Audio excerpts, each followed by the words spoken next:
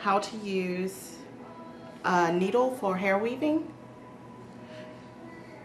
The most common used needles for hair weaving will be the L-shaped needle, C, and the straight.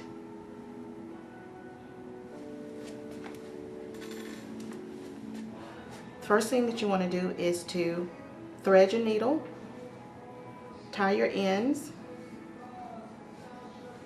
and then apply or insert your needle from the beginning of your braid. And again, you want to, when you're using it, you want to use your needle on a secure area. Makes sense.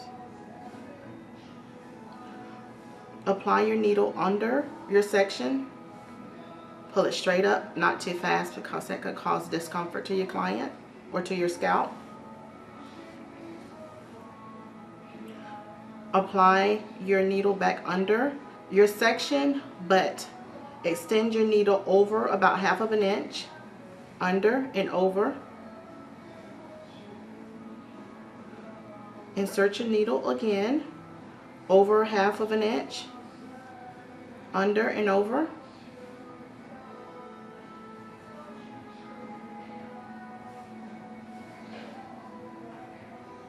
And once you're done with your section, I'm simply cutting my thread from my needle.